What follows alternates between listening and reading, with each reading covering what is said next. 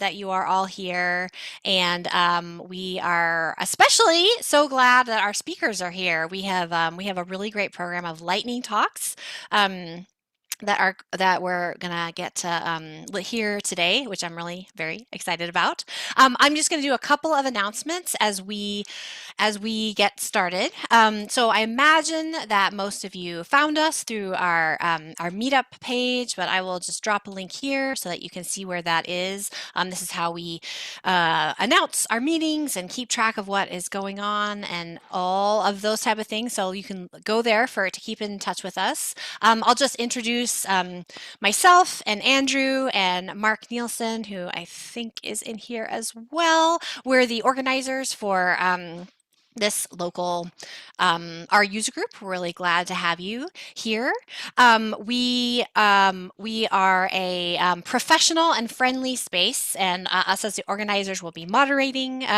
We use the our consortium code of conduct, which I will drop here in the link. So just as if we were in person, we want to treat each other with respect and professionalism in this space. And so we are really glad to welcome you here to this. I think one other announcement we want to make before we get started is that the Use Our conference is organized for this coming summer. They did actually just announce that it is going totally virtual. It was going to be hybrid, but it is virtual. But it's calls for talks, I believe, are out in there, and I know I'm looking forward to participating in that this year. I'm actually one of the keynote speakers this year. I'm like, oh, I'm excited about it. Should be good. Should be a good time.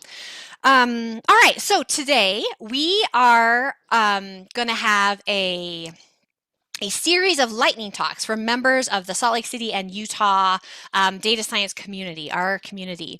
If you go to our meetup page, you'll see, what they are. We've got 8, and so we're hoping these talks should come in at like 5 to 7 minutes, so like super fast, just like a little introduction to something that's going on here in our community or that someone's using in their work. So I'm going to be timing, and I am going to interrupt at 7 minutes just so we can kind of stay on, get us all out, within an hour, hopefully. So I'm really excited. These topics look so interesting. So our first one is so great. So our first speaker is Chris Stubben. So if you can, if you want to share your screen, we'll get started. I maintain a couple of our packages, and so I was really looking forward to this talk and I think you got the wrong thing to share. If you want to, I know, there you go, perfect. This is, I think, very relevant for a lot of us, and will be really interesting here. So thank you so much, Chris. Sure. So as Julie said, my name's Chris Stubben, and I'm a bioinformatics analyst at the Huntsman Cancer Institute. And I work on creating reproducible analysis workflows for RNA sequencing data. And today I'm going to talk about my first R package called PopBio and offer some tips for long-term package survival. So 20 years ago, I was a third-year PhD student at New Mexico State University, and I was following 10,000 tagged yellow columbine plants across 7 different sites, from Big Bend National Park to the White Sands Missile Range in New Mexico, which is an awesome place. But I had little tags on these plants, and we would follow them year after year and record all this data and put it into a database. And so I loaded all that into a custom database, and I needed to build an analysis workflow with these 4 steps. So first, I just had to query the database for the population, join the stage at year 1 with the fate at year 2, and then cross-tabulate to create a transition frequency matrix, and then calculate the population growth rate and a bunch of demographic parameters that was in just a recently released book called Matrix Population Models. So I could use Unix and create databases, but that was the limit of my programming experience, and I had really no one else to rely on. So of course I tried Python. I worked with Python for a couple of weeks, didn't get very far, and I gave up. I installed R, and I've hated Python ever since, and I use R every day now. But for those thinking, what are the solutions here with R? It was actually pretty simple once you can get over the hump, the learning curve. But so it's just, there's a lot of ways to connect to databases, merge. Now there's all these joins that you can do, and prop table and table to get a transition frequency matrix, and then eigen, just built-in matrix algebra functions that are great in R.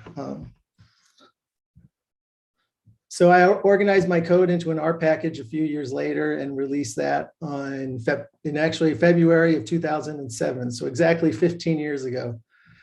And like many of you, you move on, and I'm working in a completely different field, but my R package can mostly take care of itself without my help. So I have 4 suggestions to get your own R package into their teenage years, and then hopefully it moves out on its own and doesn't bother you anymore. That's kind of my goal. So first, just have a unique name and role. This was like my second R package, was called Genomes, and it has 3 billion hits on Google. So find something unique, and just have a unique focus of what you're working on and what's needed in the community. And for me, it was like just translating MATLAB code into this super dense book on matrix population models. And second, don't rely on other packages if you don't have to, because you can't trust them to always be there. 15 years is a long time. Packages come and go. So if you can copy the code, use it yourself without relying on others, it just makes your life so much easier. And third, I would say try to use simple objects as input, and don't overcomplicate things with new S4 classes. You've learned some skills, you don't always have to apply them and use them. Sometimes the base R objects are great. For what I do, it's just loading a matrix. So everyone has to load a data frame and just convert it to a matrix, and then most users can take off from there. I have a few functions that require lists, and I think expressions are great in R and often overlooked. Maybe for another talk, I'll talk about, I can review the worst S4 class objects ever created, like the annotated data frame in Bioconductor. But again, focus on things that are stable and will be around. And I think finally is just publishing. It's the best way to let others know you exist. And there are many open source journals to describe your package and all the best features, like the R journal, the Journal for Statistical Software, and the Journal for Open Source Software. And there's a whole list now. And I think plus, it's fun to click the cited by button and really see how other people are using your package. Again, I don't work in this area anymore, but I still kind of follow and, what people are doing. And it's really interesting. It ranges, because there's so many different studies with the animals and plants, from conservation of open, ocean seabirds to, what will happen if you sterilize burrows, or, harvest polar bears, or close landfills, and what impact that'll have on seagulls and other things. But that's it. I think 15 years is a long time, but I think it can pretty much, it can live on its own now. So without a whole lot of work on my part. So thanks for the opportunity to speak. Awesome, Chris. Thank you so much. I'll talk Sure. on the worst S4 methods of all time. That sounds like quite a scary talk. This is truly, we'll be shaking in our boots. And this is super interesting. Thank you so much for that. Yeah, you're like, I have a list. Oh my gosh, that's hilarious. Awesome, Chris. Thank you so much. Sure. We will. So now let's go to our second talk, which is by Devilde.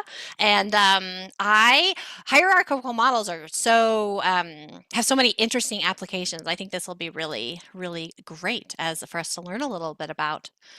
So let's go, David. Thanks. Great. Yeah, thank you. And I think in 5 minutes we won't be able to unpack sort of all of the sort of nuances of this approach, but I think we'll be able to see how easy it is to implement in R, which is my goal. So as Julia mentioned, I'll be talking about hierarchical models in R.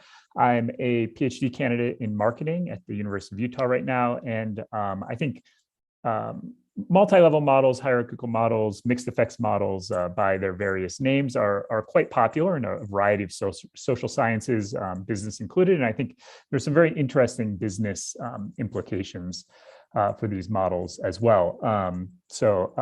I'll try to allude to that as we work through a quick example. So I'm going to actually show you just how I would type this out in RStudio. So usually how I begin is by setting my preferred options. I like to expand scientific notation and see decimals rounded to 4 places. And I set a seed so I can reproduce my work, hopefully in the future. And I'm going to be using 3 packages to do this. One is tidyverse. The second, if we get there, will be Stargazer, which is used for creating tables and results tables. And then finally, I will be using LME4, which is the actual hierarchical modeling, mixed effects modeling package. So let me load these quickly. And we can get started. So I'm going to take a look at a sample data set. This is the sleep study data set, which comes with LME4. And if we look at the structure of this sleep study, we'll see that we're working with 180 observations in this sort of toy data set and 3 variables. And without getting too deep into sort of the history of this study, we can imagine that essentially what we're looking at is the change in reaction time for each participant over a number of days. What the actual experiment was reducing access to sleep. So as people became more sleep deprived, we'll see how their reaction time changes. So we can start this off by simply fitting a standard OLS linear regression here, looking at the reaction. This is using the LM function in R, built into R. The change in reaction by days, and our data is sleep study. And when we look at the summary of this, we'll see that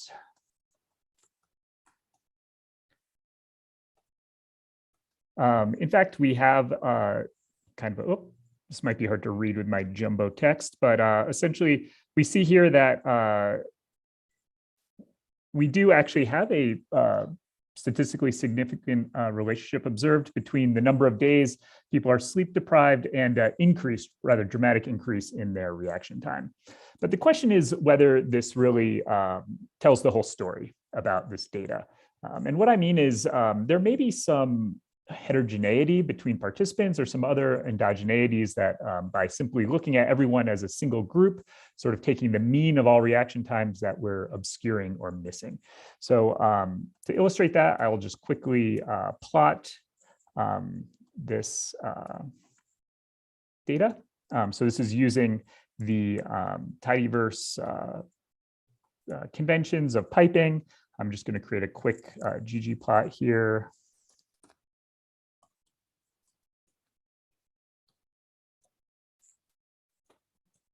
And we'll use a line plot for this. And I'm just going to create an individual plot for each participant in our study. So we're going to take everything else and group it by subject. So if you look over to the right here on my screen, hopefully you'll see that indeed, when we split this out by participant, there's quite a bit of variation or heterogeneity at the participant level. So the question we could ask at this point is, how would we actually account for this variation in our model? And I think just really quickly, this is where we get to use the fun of hierarchical modeling. And I think you'll see it's quite simple. So I'm going to set a very simple hierarchical model, basic hierarchical model with just one extra consideration, and that is allowing the intercept of the model to vary randomly with each participant. So to do that, we'll define the new model. Instead of LM, we're now going to use LMER, which is from the LME4 package. The first part of this will look exactly the same as our first model. It's just reaction regressed by days. But we're going to add a term here, and that is a slope term. So +1 for the intercept. I'm sorry, this is an intercept term. So one is just our grand mean, general average over all participants intercept, but we're going to allow this to vary by subject. And our data will be equal to sleep study.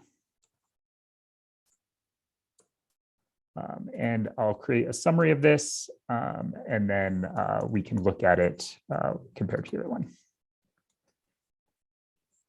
So I'm going to run this quickly. It's kind of hard to see there, but I'm going to use the Stargazer package, just wrapping up, and we can compare the two together. So our first was sleep LLS. Our second was sleep RI.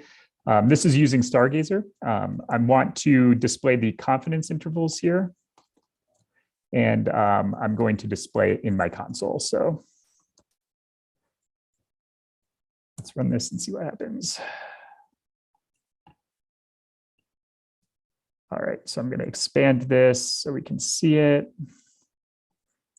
And indeed, what we see here is that when we compare our OLS regression to our mixed effect regression, the coefficient doesn't really change, at least at the level of 3 decimal points, but our confidence interval begins to shift somewhat. And I think this is the important point to take away from this kind of model, because we see that in this very simple data set, perhaps there isn't too much variation between groups, but in a more complex one, for example, in a business case where we're looking at variation between brand new customers and returning customers, we might not only see the confidence band vary dramatically, but also the coefficients and significance levels change as well. So hopefully that was enough to sort of orient you and get you started with the LME4 package, and I'll send it back to Julia.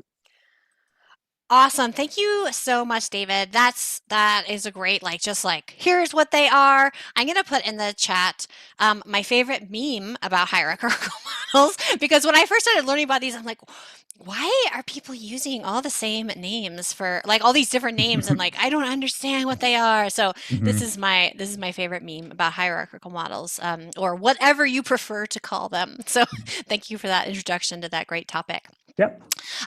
Next up, we have Carrie Regan from the Department of Health, who is going to talk to us about using Shiny. And I don't know, I kind of suspect that it might be a dashboard that a lot of us have spent a lot of time looking at lately. I don't know if that's actually what you're talking about or not, but we're really glad. First of all, thank you for all the work you've all been doing, and I'm really excited to hear what you have to say. Thanks. Yeah, so that dashboard, I know it looks like it's our Shiny. It's actually our Markdown, and I'm not going to be talking about that. And I apologize. Okay, but... no. Thank you. Yeah, thanks. That's really interesting, actually.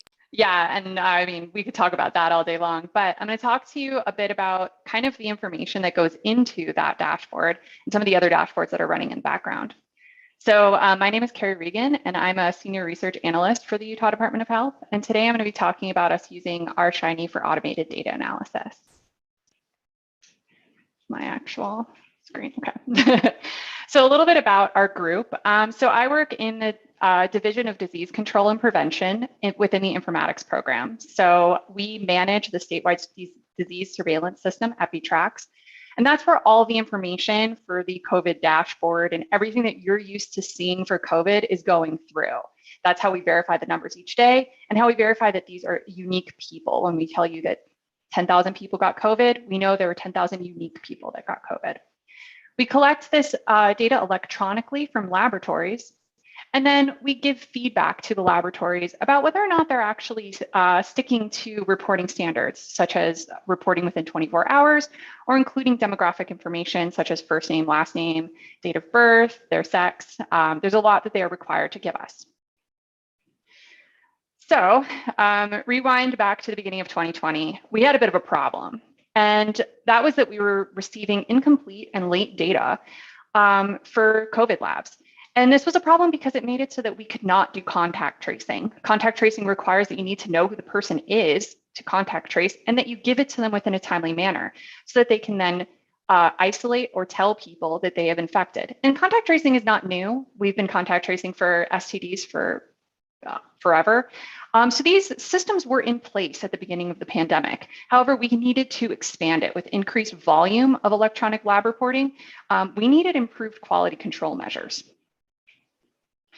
So we implemented our Shiny. And this was largely because most of the people working on this stuff are non-technical people. Me and one other person were the only two technical staff on board. And we needed to allow for fast visualization of how reporters were doing. And then we needed to be able to take that information to the reporters so that they could improve. So we created just like some simple algorithms of just, grades that we could give them. And we came up with a bunch of metrics that we felt were the most important metrics to allow for proper reporting. We also instituted some anomaly detection models, regression-based models. And you can see here at the bottom that there was an anomaly rather recently for this particular lab. And there's one at the red at the far end. But we were able to visualize them using heat maps and using just straight up volume and be able to relay this information for when there are drop-offs or when there are huge increases in volume. Both those things mean that there's something wrong. We also created email alert systems for the people within our program to be alerted when too few or too many labs came in. So from here, we decided we needed to be able to give something to the reporters. So we made an R Markdown report. These reports you make a new one for each reporter. They're easily automated. And they can track reporter timeliness and completeness and validate the fields that are being tracked. We can also show them their daily volume. And this information can be used by UDOH personnel or for the reporter themselves.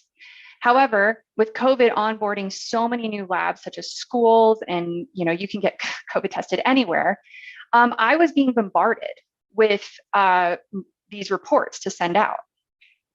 So I put the reports, created an automated method in our Shiny that would render an R Markdown report. You just select your reporter, the amount of days, and it will create a report on its own. And non-technical staff could go in and actually create these reports. It no longer had to go through me. I didn't have to open up an R console at all. Someone just goes in, they create the report, download it, and send it to the reporter. And we started doing this and wanted to see, is this actually working? Do we get any improvement?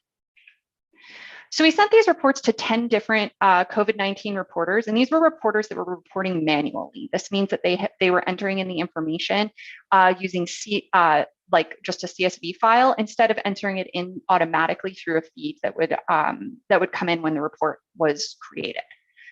And we saw improvements in 8 out of 10 of the reporters in either timeliness or completeness of their values. One reporter, they are supposed to report within 24 hours, but we saw one reporter go from 152 hours to 25 hours, which is pretty great. That means all they needed to know was that they were reporting outside of what they were supposed to be reporting. We also saw improvements of race, ethnicity, and address completeness by as much as 38%. So this was huge. I'm also expanding this to include a bunch more of our reporters, and I'm going to be presenting this data at an international conference in June. These methods have also been implemented at the state of Oregon and a few other jurisdictions around the country. So I'd like to thank some of the people that worked on this: Rochelle Bolton, Jason Barnes, and Emmanuel Vasquez Gomez, and Joe Jackson for their help on this project. Thank you. Awesome, Carrie. Thank you so much. It is so interesting hearing about R being used, in so many different places, but it's something that, I know so many of us, or I know I have been paying so much attention to over the last couple of years. When that dashboard first started being shared, I was like, that looks like a Flex dashboard. And I was looking, I was like, let me open that up and look at the HTML. And I was like, look, it says it was created by R. Unfortunately, that has to be rendered in R Markdown because of data security reasons. Yeah. Shiny is not nearly as secure as R Markdown. Yes, so that's absolutely true. That's absolutely true. Yeah. Awesome, Carrie. Thank you so much for sharing that. That was really interesting. Our next talk also is something that's so applicable for all of us who share data, visualizations, and organizations. Next, we have Rohit, and Rohit's going to be speaking about infographics and how to use infographics. So you want to get started? Yeah. That'll be fantastic. Yeah. Can you see the? Oh, yes, perfect. That looks perfect. Thank you so much. All right, Rohit. Okay, so hi everyone. My name is Rohit. I'm a Master's of Science and Technology student here in the Computational Data Science track at the University of Utah. And I think so far, all the talks that we've heard have been wonderful talks on how we can do some good statistical analysis on data and how to get some good insights out of it. But then I've always thought that, is there a way we can use data and then make it more creative, you know? So that's what mostly I'll be talking about, and share with you a bunch of stories that I personally found interesting and kind of made me venture more into this territory of infographics and visualization more. So let's go. All right, so this one here, this graphic was designed by a Danish physicist named Tor Nortranders. What it basically tells you is a bandwidth of our senses, you know. So we've never thought of our senses like having a quantitative aspect to it. If you think of it like our eyesight, it's able to scan so many objects in just a few seconds. So that's basically what we see here, that it's the fastest among all our senses in terms of like, we look at in terms of computer devices. Gradually, you see the other senses kind of decreasing. If you look at the bottom right here, it's like a tiny little square right here. So what that essentially is the amount of information we're able to retain in our memory. So like a huge gap between what we're able to see and what we're able to remember. So yeah, this is again a really good infographic as to how much you can say with few words, you know. So that's kind of our segue into what an infographic is. It's basically a visual representation of information or data. The key here is to be as concise, as precise as possible, and just say a lot with a few words and just pictures and all, you know. Usually we see them as bar graphs, bar charts, like whenever we do some visualization works, whenever we're exploring some data in R. It could be as simple as that or something more complex. You know, you can make it more creative always. So same data, it's just that how you represent it. So why do we need these infographics? So if you look at today's generation, it's mostly like governed by social media. Our thumbs, our eyes are basically, you know, we're always on our smartphones, our thumbs are always scrolling along posts. And these businesses, the idea for them is that, okay, can we make this user stick around for a longer time, you know? If they're able to do that, it just means more revenue for them. So that's what all these businesses kind of look to target at, that can we make more like users stick around and create these amazing graphics for them. And that's what attracts them, you know? So if you look right here, this is basically a cool infographic I found. It's so like concise, and it just tells you what you need to know. You kind of stick around and see, okay, what this is all about.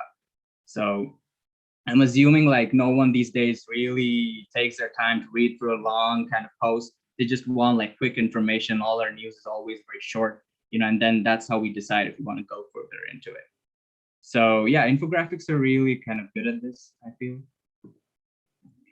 This is something that I designed for this presentation, especially that it's basically a word cloud, and this one specifically is a speech given by our ex-president, Honorable Mr. Donald Trump. Then this was right before the Capitol riots happened, and it's kind of mind-boggling that all the words that he said before and what happened the next day, you know, it's really big contrast. So not to go into politics there, but then just like word clouds are so powerful in like how much you can visualize out of text, and then yeah, just get like a brief overview. So yeah, just then again on the tool. This graphic over here was way back in the 19th century, a physicist named John Snow. Well, back then, cholera was like a really big epidemic, like right now how COVID is. And then it was mostly assumed that it was all happening because of airborne diseases, like cholera was an airborne thing. So what John Snow did was he kind of plotted all the cases happening of cholera all around the city on the map.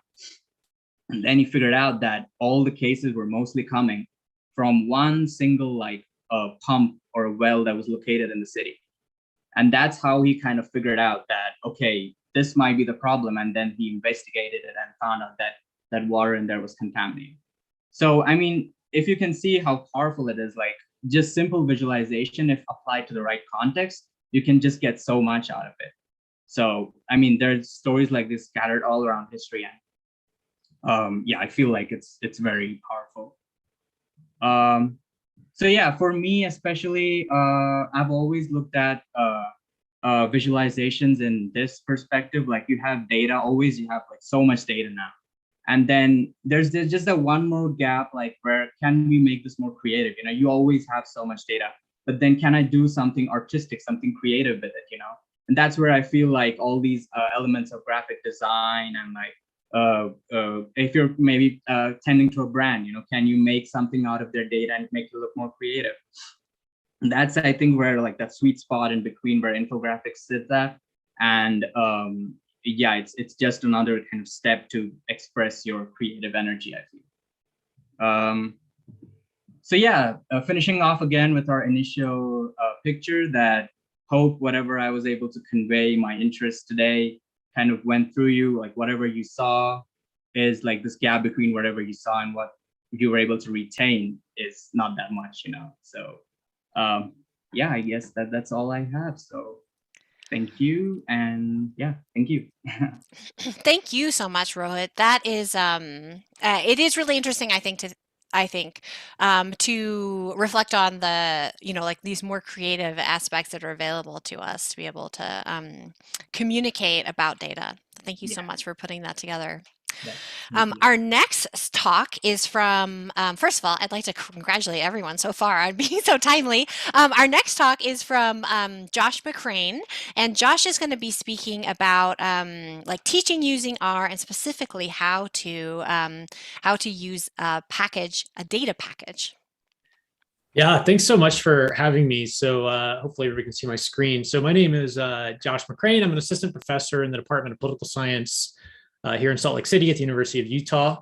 I teach our graduate method sequence, which is a combination of statistics, data science, and programming. So I think a lot about education of programming and statistics and the combination of the two.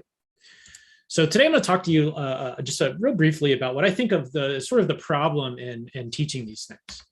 It's that learning data science and programming is a really hard thing to do, especially for people who don't have any prior exposure, which is most of my students. Learning statistics is possibly even harder, especially if you don't have any prior math, any prior background in it. And learning both of them at the same time is extremely difficult and almost intimidating for most people. So if you're an instructor in these things, these are some problems that you might think of is, do we allow students to pick the data that they're going to use for, you know, for example, a research assignment? Or do we restrict their options for what data they can use? But then that might generate a loss of interest in the assignment because they're not actually interested in the data set itself. The data that they've chosen could be wrong for a given task. It could have features that are non-interesting. It could be too hard to work with in a raw form. I'm thinking something like maybe census data or government data. And there's tons more problems like this that you could come up with.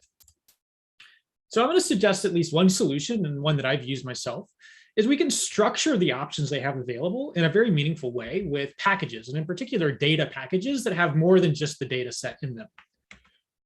So I'm going to talk about the CSPP package, which I'm a maintainer of, and I created with my colleague from Michigan State, Caleb Lucas. And what I like about this is it lets us define the scope and still provide flexibility for students to pick the kinds of relationships and variables of interest. So as an instructor, it limits the options that students have, but in a very useful way that's still not super constraining, but lets you focus on certain parts of the given learning task. So this is what graduate education is on the left. It's you're drinking from a fire hose. You're learning tons of things at once. And so my task, and the way I see this as an instructor, is we need to narrow the things that are coming at you. We need to focus your attention and make it so you can focus on one thing at a time. So like I said, I'm going to talk specifically about this package. Because I do think because we designed it for this use case in part. So this is a package that has 2,000 variables from 50 states from 1900 to 2020. And of course, there's going to be variability in the availability of data across that time series, but I'm going to suggest that that's a feature rather than a bug for learning, because it makes students have to deal with the fact that there's missingness and have to kind of actually examine the data before they do stuff with it. And there's lots of variables on lots of different topics, pretty much anything you can imagine, pretty much anything is out there. So again, we built this as primarily as a tool for data science instruction, but also for researchers who need state politics data. So we have a lot of user-friendly functions, the structure, the documentation. We tried as best we could to make it really easy to work with. And so there's lots of cool visualizations you can make with it as well. So for people who don't also want to learn ggplot right away, there's lots of ways that let you kind of shortcut that. Okay, I'm going to talk about just a couple kind of use cases of it just to demonstrate its utility. So it's really easy to get variables from different kinds of categories. So 2000 is a lot. So we've made it such that you can easily work with the data and the packages to find variables based on keywords, string searches, et cetera. And then you can subset the data based off of states, years, categories, what have you. So this is really easy to work with, especially in RStudio, where you can kind of search for variables based on their name or their description. We kind of borrowed this idea from the tidy census package. There's lots of built-in visualizations that you can use. So you can pass a data set generated from the package seamlessly into this generate map function, which produces ggplot objects as choroplets, I can never say that word, and that you can then take and add things to it because it's a ggplot function. So this is also really useful for instructors who just want to create a quick plot of something in state politics, for instance, to put in a slide. So to wrap up of why I think that this has a lot of potential and why this is not specific to this package is, like I said, we get to allow the students to pick the things that they're interested in. And to make it even a little more easy, if you really, really want to restrain what they have to choose from, for instance, in an undergraduate class, we've loaded in a core set of variables, which are sort of the most interesting and have the most coverage. So you can even restrict it down to from 2000 to like 80. You can also think of a ton of different data wrangling assignments you could create with this, right? Deal with this missingness, mutate based on these characteristics, et cetera. But this is also a great tool for statistics. And I've used these examples myself in my classes, right? So a great example in teaching is to show the different kinds of model assumptions change the coefficients, change the estimates, and change the substantive relationships of interest. So with panel data like this, you can, for instance, use the fact that you run a pooled model versus state fixed effects versus state and year fixed effects versus some sort of difference in differences specification. You can compare those side to side using the same exact data set. You can deal with variable transformations, limited dependent variables. You can work with lots of models, lots of model output, tons of options here. And there's also increasing returns built in based on using the same data set repeatedly for the same sorts of tasks. It builds familiarity with the data and the variables. And so just to wrap up then, so we, myself and Caleb, we think this is a framework more generally for data packages for both educational and replication purposes for academics. If you've already made your data set and you have our programming background, it's not that hard to turn it into a package. And the actual code we have in this framework is pretty generalizable, where you can basically take any panel function or any panel data and all of these things will work. Okay, cool. So that's all I've got. And I appreciate everybody letting me talk about this. Awesome, Josh. That's super interesting. And it really reminds me of, I feel like, a movement in the machine learning and data science community more generally to place more value on data sets, like on creating them, curating them, like making them available. I was just remembering that like this past year at NeurIPS, they I'll drop the link here. They actually made a new category for data sets and benchmarking and whatnot. And that so much of what we do with statistics in modeling in machine learning, it depends so strongly on the quality of the data sets that we have with. So thank you so much for sharing that. I think that's a really important sort of I don't know, I'll say trend or movement right now, in the data science community, is to emphasize the value of these data sets that we create. All right, next we have Daniel, who is going to be talking about collaborative filtering. And so I think this might be the most mathy of our talks that we have here today. So Daniel, if you want to start sharing your screen, and it'll be great for us to have a bit of more understanding and detail on that. Are you able to share, Daniel? Yes. There you are. Awesome. Great. Thank you. All right. So I guess everyone's talking about themselves. And so my name is Daniel Devilde. And I think, anyway, I'll just continue on. So the history behind all this is I was taking a fast AI course, and I was learning about collaborative filtering. And then I learned about the Netflix model of creating, what are they called? The weights for movies and people and what they would rate those movies at. And so I thought, well, I'm in the education industry. I'm going to try to apply that to test scores and students. And so I put up a bunch of random variables and tried to make the correlations. And I would go through multiple iterations. And still, I would have a large error rate that I didn't like. And so I thought, well, what can I do to improve this? So I decided, well, if I can generate weights and biases that would combine to make the test scores, then maybe I can figure something out like that. So what I decided to do, my logic behind that was, okay, the square root of 9 times the square root of 9 equals 9. So if the weights of the students and the weights of the tests was the square root of, the combined efforts, I could create the test scores. So I used a generalized model formula. So the y hat, or the predicted y's test scores, was the weight of the tests times the weight of the students plus the bias of the test times the bias of the students. And so that's just kind of generally what I was basing my stuff off of. And so step one was just to collect the data. I have access to a bunch of test scores. And then I used the bias for the tests to be the average, the square root of the average of all of the test scores, so that they all have the same bias. There may be a different way to do this.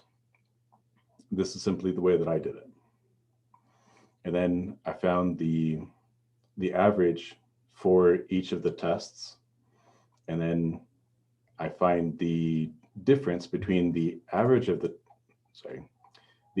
tests and the average of the tests and the average of all of the tests. And then I get that number. And then I decided to graduate all of the weights. So one weight wouldn't have the same weight as, it's wrong that they're using the same weights, but I don't know how else to say this. So the first weight for each of the tests would be different from the weight of the second factor, I guess it is.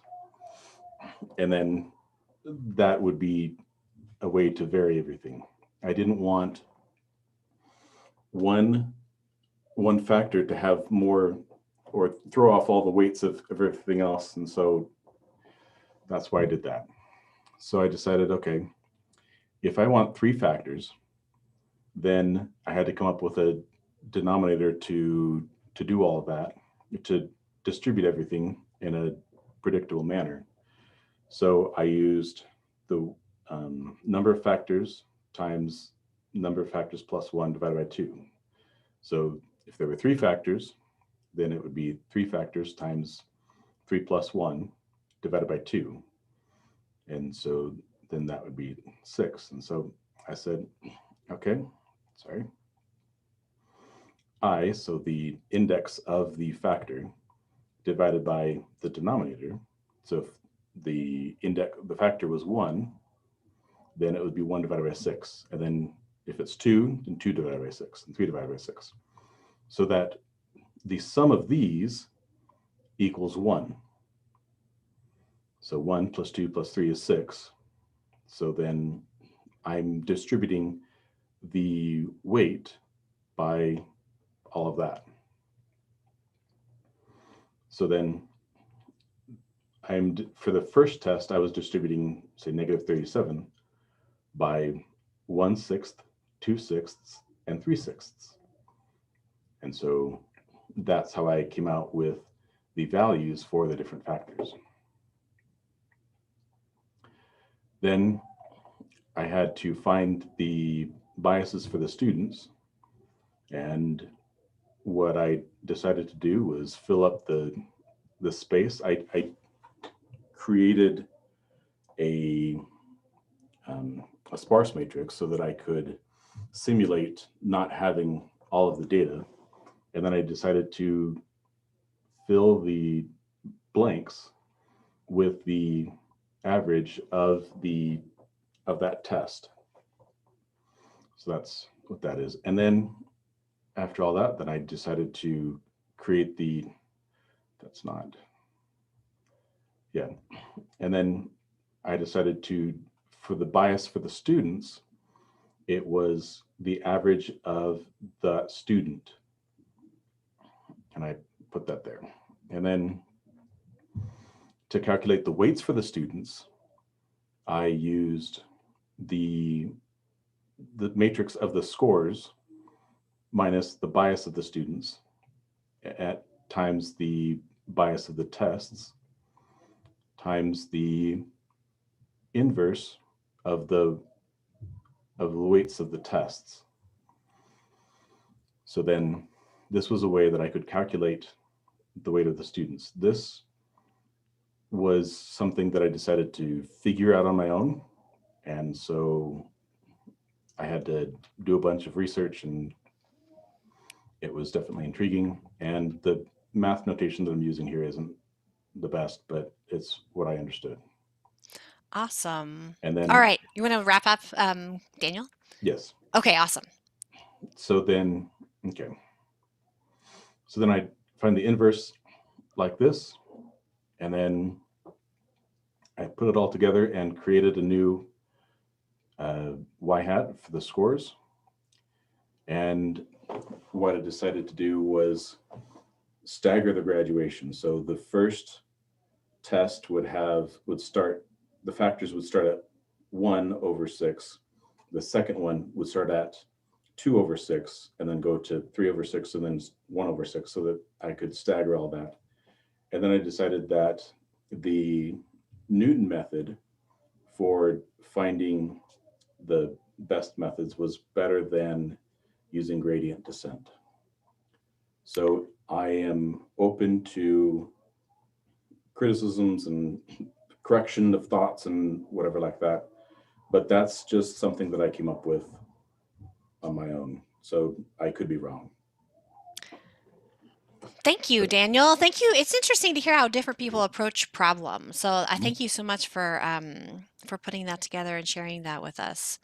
And certainly collaborative filtering is something that, is used so much in many contexts around us. Awesome. So our next talk is by David Coker. And so David's talk is also about Shiny. So we're hearing a little bit about Shiny today. If you want to go ahead and share your screen, David. So I am looking forward to hearing about David's topic here about data virtualization. Hey, hello everyone. Yeah, thanks for the time. So yeah, I'm going to be talking a little bit about R and Shiny as it relates to data virtualization. The intent of the project wasn't to actually develop something in R and Shiny. The project was to solve a data problem, and I used R and Shiny kind of to demonstrate the value of the solution. So a little bit about myself. I'm I'm actually a distinguished technologist at Booz Allen.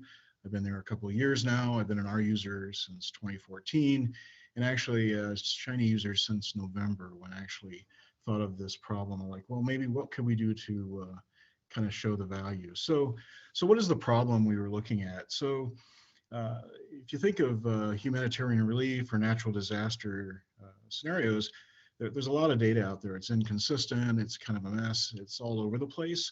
But the point is, you want to be able to combine this data to coordinate your understanding of the problem and coordinate your response. So in this case, we took a virtual data approach to basically putting things like Presto or Trino over a disparate set of data sources. And I'll show you how that worked. But what was the challenge then is, well, we could do this, and we started demoing to the client. And the problem we had was we were using Jupyter notebooks, and it was a very non-technical audience. These are people who really care more about the mission, more about how do we respond and what can we do. And so showing them a Jupyter notebook and the value and the questions you could answer through Python calls didn't really kind of hit the spot. So I basically went away from some of these meetings. I'm like, what could I do in R and actually demonstrate this? And I'm like, well, there's Shiny, and maybe I can do something together. So here's kind of what the problem is. So from a data point of view, here's an example of the problem. So you have 5 different types of data. You have what are called requirements. So if you think of government agencies, they really can't do something unless they have a valid requirement.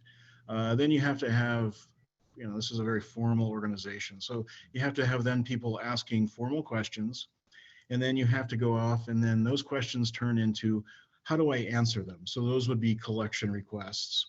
And then from that, you want to combine with geospatial information, and then you want to combine with some other disparate data that kind of wraps up the solution in terms of where you're going to go. So in this case, we looked at the requirements, the information, the collection, and there we knew that we could actually do joins and normalizations across a number of disparate data sources. We had the ability to infer, think of them as keys to join records.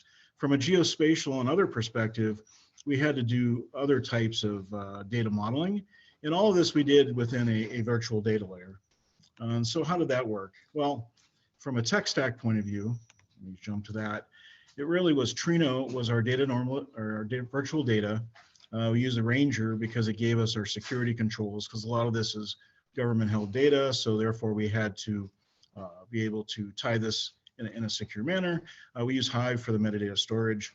On the right, we leveraged a whole range of R packages, including Plotly, ggplot, dbplyr, things like this that kind of came together to tie this into a single app, and I'll show that in a second. So, but let's talk about what virtual data is, because I think it's important to understand. So a traditional approach to this problem would be to essentially read it in, do some sort of ETL process, and then create a new data pool or a data warehouse or a data lake that you'd have to then manage, curate, and maintain. In these kind of problem sets where things are very transient or ephemeral, it doesn't make sense of creating new problems you have to maintain, because the problems or the challenges or the what's called the disasters, such as the recent Tonga volcano, are basically different every month. So from a data virtualization point of view, you really have 5 features that are important. One is you can integrate a number of data sources very quickly. You can do distributed query execution for performance. Many of these records have millions and millions of records, and so you really can't pull them into a single data model easily. You basically create virtual data sets, which are really your wrangled, prepared, and enriched data. It allows you to do things like semantic mapping. And then at the end of the day, you can do self-service data shaping. So it puts the power of data in the hands of the users versus the technical team. So here's an example of what we did. So like I said, we were showing Jupyter notebooks and it didn't really resonate. So I pulled together this simple app to show, well, what would be a great example? So in this case, you can see a lot of information that exists all over the world, kind of as discrete points. And in this case, we can actually zoom in on the Tonga situation. So over here we have, where is Tonga? Yeah, Tonga's here on the lower left. And we can see that we actually have some information that was collected nearby, indicated by these codes. The PIR is the requirement, the RFC is the question, and the CR is the actual collection, the actual flight. So you can think of this as somebody flew an airplane by and collected some data. So from that perspective, we can look at PIR 36, and we can see that in fact there were two types of data. There was the standing, which means it's collected on a periodic basis, and the ad hoc, where we go out and take pictures as needed. The other thing we were able to show the users here is you can actually see how all this data is grouped in a tree map. So it's kind of a simple way of expressing that, hey, I could pick any of these standing requirements and I can see the questions that are being asked at any time. We also allow them to see, well, I could go in here and I could say, well, I could then pick my requirement and I can see a temporal view. So in this case, CR303 is the one that actually has some Tonga data in it. And I can see that the last time we collected that was May of last year. So in this case, from a response point of view, we know the data is outdated. We know it's, but it gives us a basis of reference. So when we get approval to go out and get new data, we can see that in fact we have something to compare against. And again, from a map point of view, we can see how these things are aggregated. We can actually look at key metrics around these requirements, and the users were able to kind of, click around and see different things. And also they can get a network view to see how this information is actually aggregated. From a historical point of view, to solve this problem, this would have taken, either a team of people multiple days of pulling data and putting it in spreadsheets. But with this, we showed that they were actually able to pull this data in real time, be able to interact with it dynamically, and even create their own data models within the virtual layer. And there's really three takeaways from this. It really only took about 4 hours for me to build this app. And I was completely new to Shiny. I'd never worked with it. I had a fair amount of R experience for the last 5 or so years, but it only took me about 4 hours to get a demo put together and was able to show it. Number two is that virtual data layers really make it easy to architect the cross-database modeling, the views and operations at scale. And remember, these are data sources that have millions of records, so you're not likely to pull them into a single data frame and be able to operate them in that capacity. And then it's across databases. So things like dbPlayer don't quite meet the functional need at this point. And then basically, I would say that virtual data layers are a natural complement to dplyr, providing both flexibility and performance. And that's my talk. And if you want to go, it's actually, I posted the app up on Shiny Apps. Feel free to play with it, poke at it. And if you want to reach out to me, my email's in the author information, and I'm glad to have a conversation. Back to you, Julia. Thank you, David. One of the things that really strikes me whenever I hear people talking about Shiny is like how impactful it helps people be, how quickly. Like you're like, we had this real problem and Shiny let us like get to there so quickly. And then later you can talk about like, how will I scale this? Like, how will I make this available? But like that Shiny gets you to that goal so quickly, which is amazing to hear about. Thank you, David, so much for sharing that.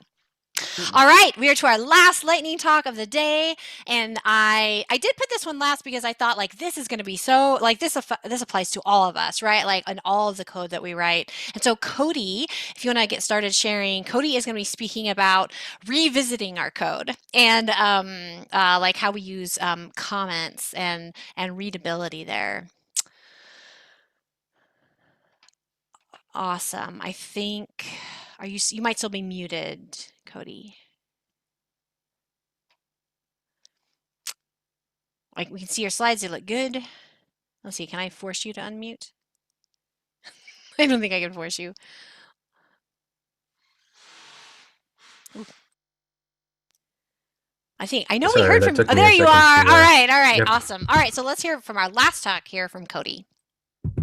All right, so you can all see the screen. Okay, cool. I'm grateful for the opportunity to speak today.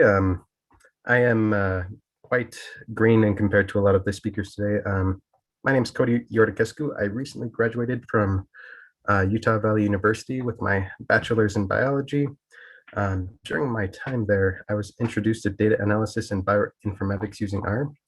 That was about 2 years ago. And since then, I've been using R in a few different applications, from completing coursework to working in the Fulton Library's assessment department. Since day one of Googling tips and instruction, I've been impressed by all the help that I've received in the R community. So I'm like, it's a lot of you actually. It's pretty cool.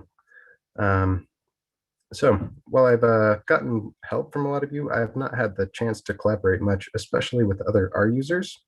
Working in the library, I was part of a two-person department, me and my boss. I had an extreme amount of freedom in choosing how I structured projects and how I generated my reports. And it was like a good opportunity for me to solidify my current skills and experiment with new functions and libraries and pipelines. Being the assessment department, there were regular reports that had to be made. One particularly fun project to tackle was study room usage. So like the first time my boss sent me the study group data, I opened it to find like a spreadsheet with a bunch of like mini spreadsheets all throughout it. Kind of pretty messy, weird labels for things. So I developed a way of tackling it, like parsing it with bash script, aggregating using R, and then going from there into different scripts to prepare summaries and visualizations for my monthly report. So after I got the report out, I was able to forget about it for about a month. So what could go wrong at this point? Yep. So in a lot of the ways I gotten like my own way. When I picked up the project again, I had to spend quite a bit of time refamiliarizing myself with the project. Some things that seemed obvious at the time were now much more opaque. And I eventually got it down again, of course, but I realized that I needed to improve my documentation skills. I think most commenting issues can be categorized into these three main types. So lack of comments, over commenting, and using comments in place of more appropriate documentation. I'm going to quickly go over like these 4 guidelines that should help to minimize those issues. Getting right into it. So like writing code that requires minimal comments is the goal. So if your code is hard to read and you just add a comment, it's kind of like putting a band-aid over a wound instead of letting it heal. Commenting on like the why versus the what of the code is also important, and meaningful symbol names can really help negate the need for additional comments. So here's just a little excerpt from like one of my Tidy Tuesday data sets. It's pretty short, so I didn't really need to comment too much. So anyway, but here in this little section, Tally automatically creates a column called N. And so here's a comment that says summarize data to create a count column. And this would fit into the category of over commenting, as it can be remedied by, oh, here we go. Remedied by like a descriptive column name. So from there, you don't need that like superfluous comment. And then up here, we get into like the what and the why. So these two, like line 14 and 15, it's just creating a date column, right? It's pretty clear from the code that's what's happening, so there's no need to document it. But down here in the filtering, I'm taking out like partial years, like for a good comparison between years. So it kind of explains why the code is there versus what the code is doing. Oh, yep. So on to the second point, write your documentation as you code whenever possible. It improves the quality of the code, and it makes it more easily shareable. We all say that we're going to go back and put more documentation in, but it's much easier said than done, and it can be a lot of work to kind of get everything in there.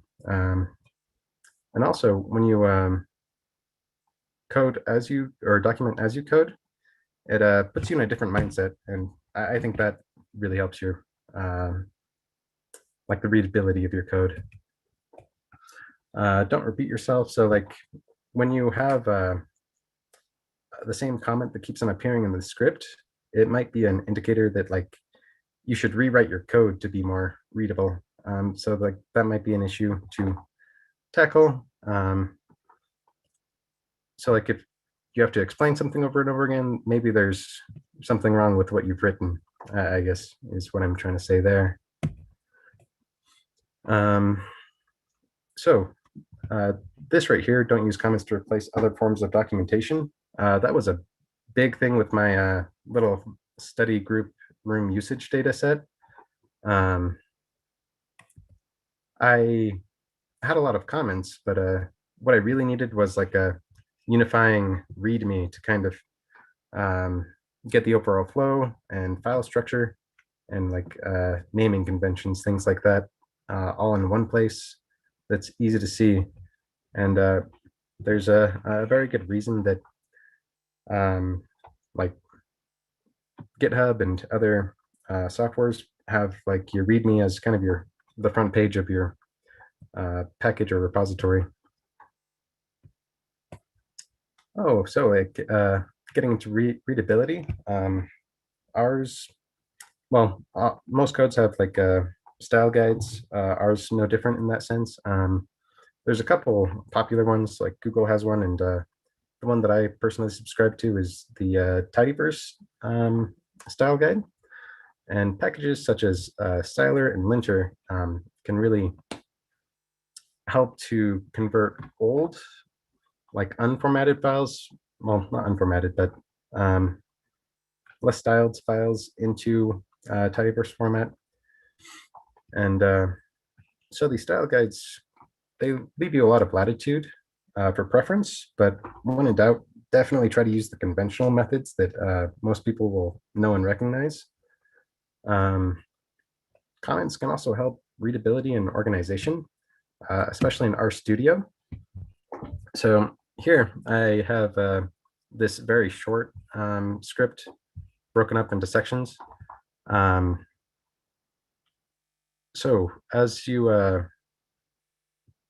if you leave a comment with a space and like 4 hashtags, the RStudio IDE will create an outline for you as you go, which is really convenient for those longer data sets that might